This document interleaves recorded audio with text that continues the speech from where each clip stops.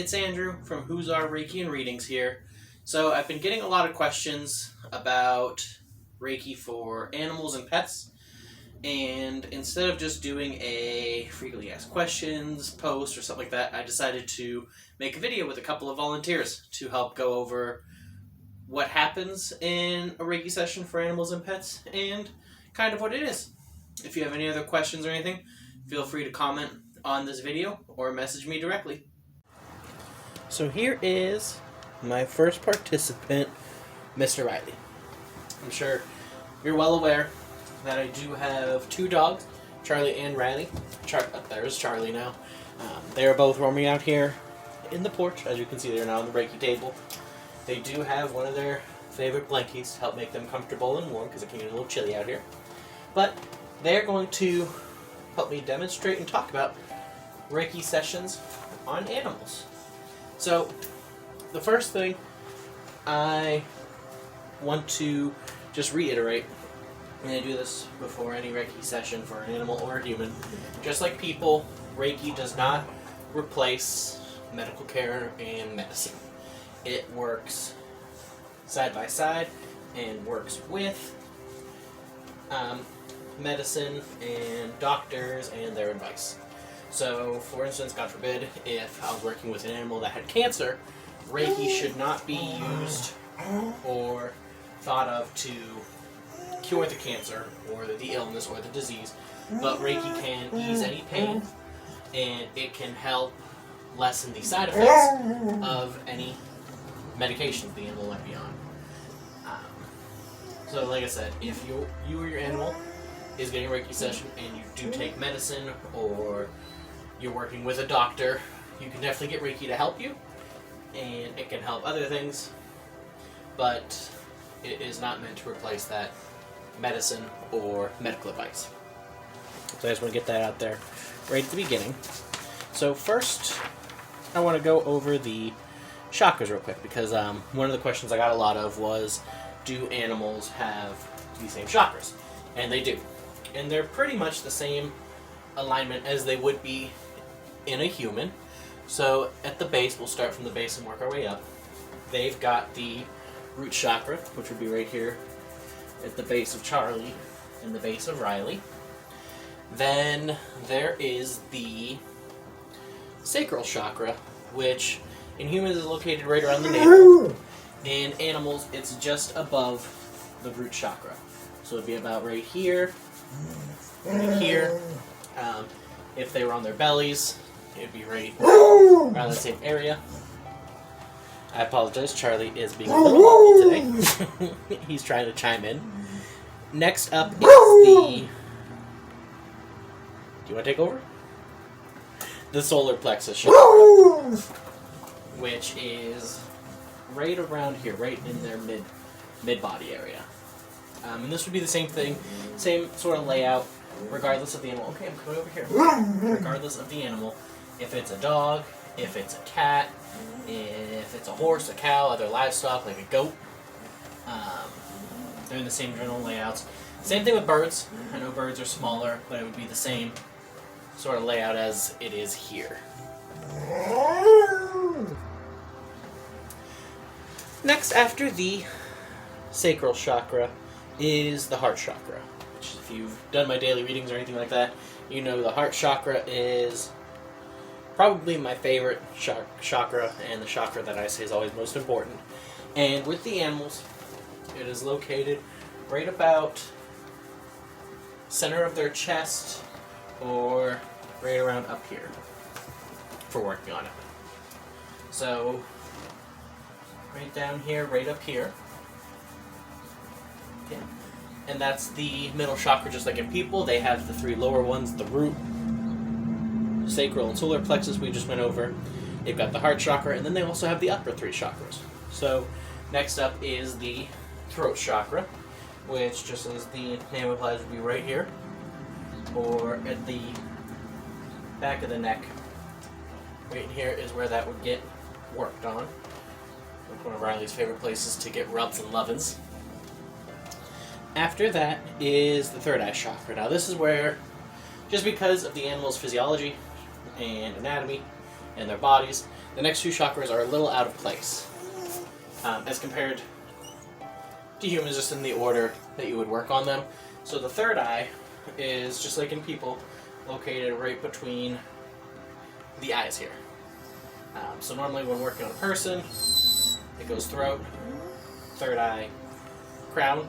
Here, you go throat, then third eye out, so it's kind of a little different layout.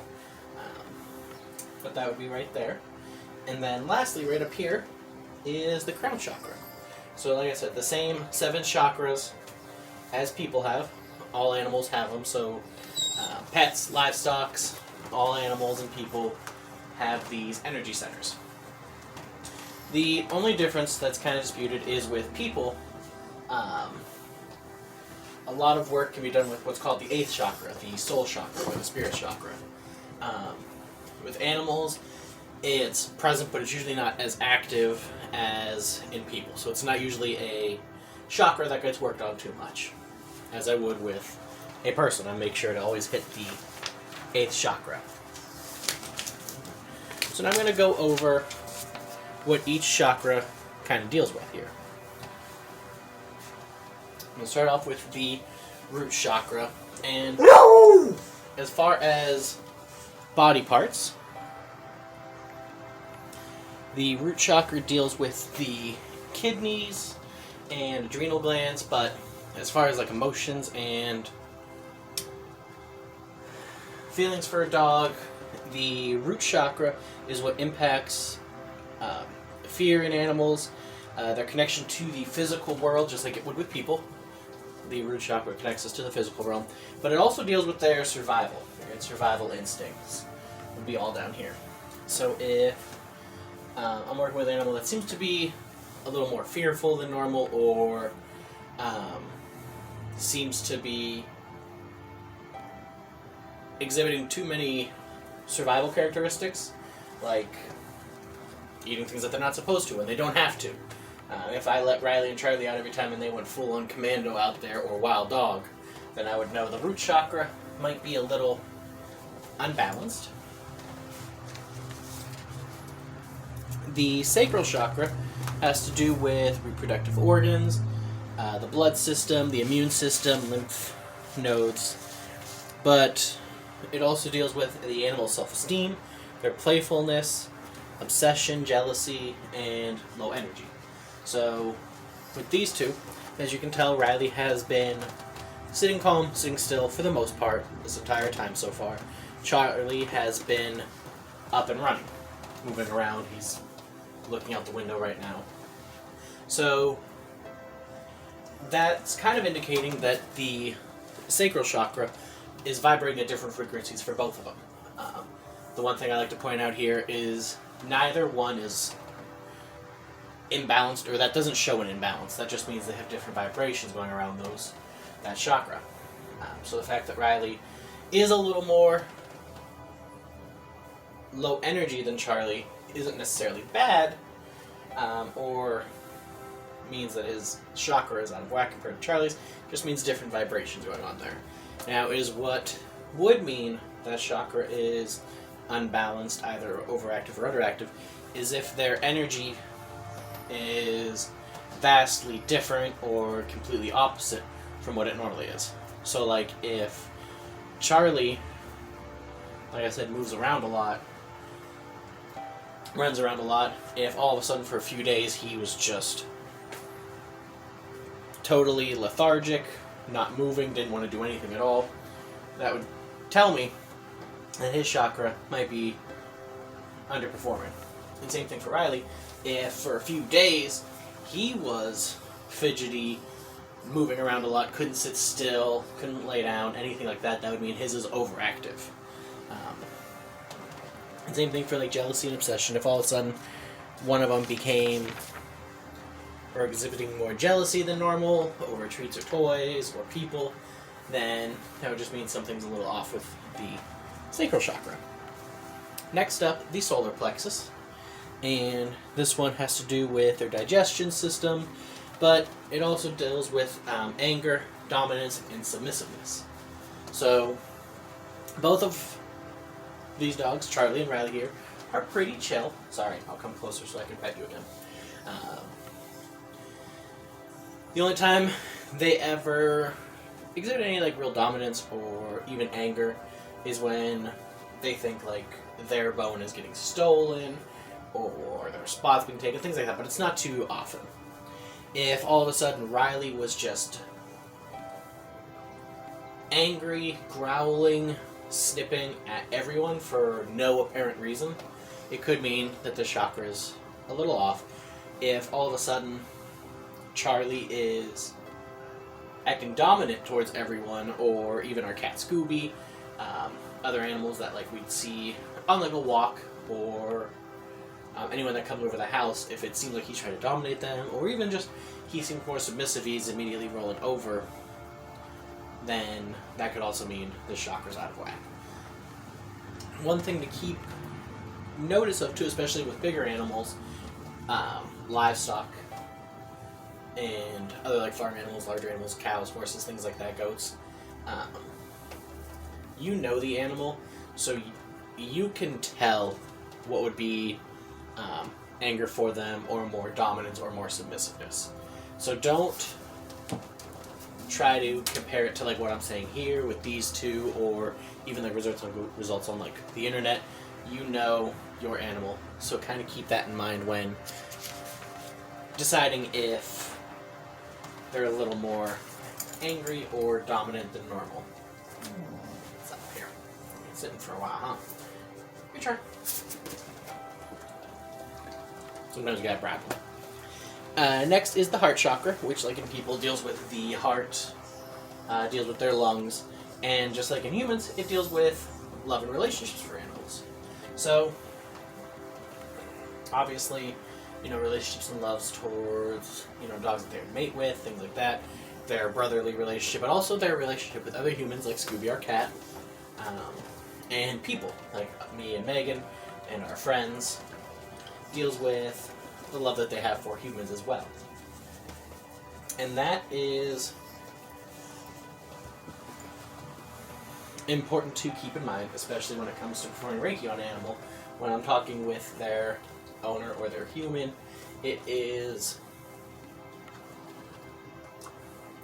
asking questions like, are they acting normal around you and other people that they're usually familiar with? Questions like that could help just figure out if there seems to be a bigger issue around the heart chakra or not. Next would be the throat chakra, which has to do with their trachea in their throat, thyroids, but then also, obviously, their communication. So as you've heard Charlie whining and barking, that's pretty normal for him.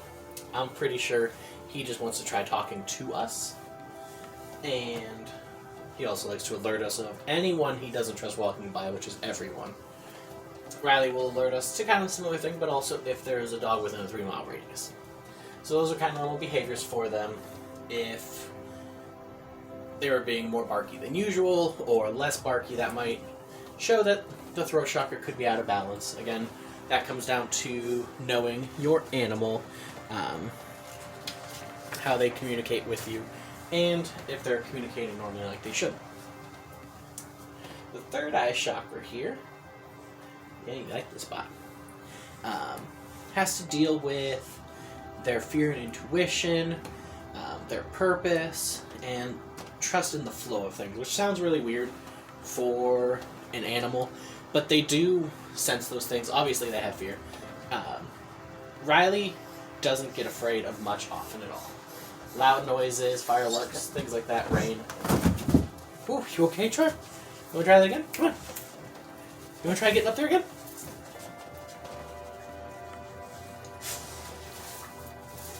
Come on. You can do it. Good boy. Sorry about that. Charlie had to wipe out.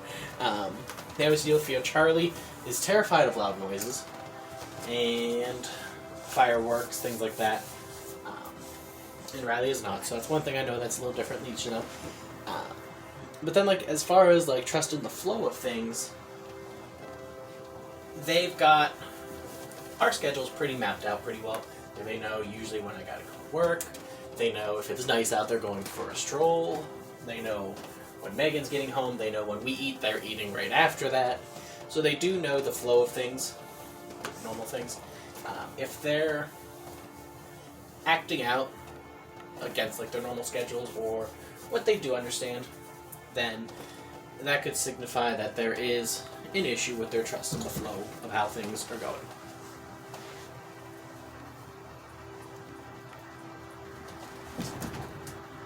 Lastly, the Crown Chakra, and my dummies have left the table. Alright, so I've got one test subject back here. So lastly is the Crown Chakra, which, just like in people, deals with spirituality, wisdom, awareness, confusion, depression, and neediness.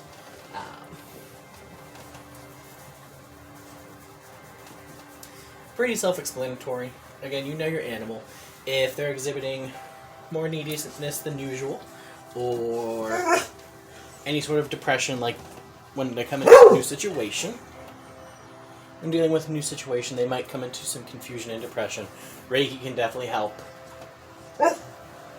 smooth out that energy, smooth things out, so everything's just a little easier for them. Now, when it comes to performing Reiki on an animal, it is the same process as I do when doing a Reiki session for a human. I start off by doing my little meditation or prayer to get the energy flowing and coming to me, and then just like with a person, I go through the energy around them and flowing through the animal to see if anything's out of balance and what chakras might need some attention compared to other ones a little more. And then just like with people, I go chakra by chakra and limb by limb to correct any energy imbalances, work with any energy, work with any symptoms they might be exhibiting, and just to overall help the animal, just like with a person, helping get that energy flowing properly and back in check. With an animal, I do offer the same short sessions and long sessions. With a person, the short session usually takes about 15 minutes because I focus just on the chakras, and with an animal, with a long session, it's about an hour long. With an animals, it's pretty similar. The only difference is the long session can be a little shorter just because it's not as big as a person, but obviously like a cow or a larger animal such as a horse, those could definitely take a little longer than an hour, which is okay. And I've got Riley and Charlie in my space here because they're accustomed to it, but normally when working with animals and Reiki on animals, I go to the animal. I travel to the animal. I go to their space so they feel a little safer, they don't feel confused or anything like that, because I want the session and the experience to be positive for them. So I will go to the animal, and then how I work with the animal depends on the animal itself. So, nope, camera bugs. So, Riley is okay with me touching him and working directly with his chakras. He's okay with this touching. Charlie likes his rubs, likes his pets, but he doesn't really like the sensation of the energy coming into direct contact with him. So as you can see, like, he's a little more careful, Daddy. I'm not really a fan of that, and that's okay. So in that situation, if the animal does not want direct contact, or it would be dangerous for me to come in direct contact with the animal, I would do one of two options. The first would be either a short session where I sit within the animal space if it'll let me, and where I will come into the animal space as close as I can, and I will just do kind of like a short distance session where I'm not all the way away, but I'm close enough where I'm in the animal space and I can send energy to them that way. The other option is, if the animal doesn't even feel comfortable with me in the space, then I would do a complete remote Reiki session from my home here and just send the energy to the animal from a distance. Again, I want it to be positive, helpful, and a loving experience for the animal, so I will do whatever the animal is most comfortable with. So like Riley here, like I said, he's okay with me working down chakra by chakra. And sometimes, depending on the animal, they want a little attention as I'm working with them. So like Riley, a lot of times, he'll want me to make sure I'm petting him, which if that is the case, that the animal would like some sort of attention, rubs, pets, scratches, to help ease them. Then I will just rub the area that I'm working with. So like if I'm working on his throat chakra, I'll just give him some attention right here. And then once I move up, just give him some attention up here. So like I said, same basic principles, same basic methods as working with a human, just everything just done to suit the animal. I appreciate everybody watching this video. If you have any questions, feel free to message me directly on any of my social medias, or you can comment on this video, and I'll make sure to answer you. But appreciate you guys watching. Feel free to contact me for any Reiki sessions for yourself or any animal. Thanks. This has been Huzar Reiki and Readings. Stay in the light.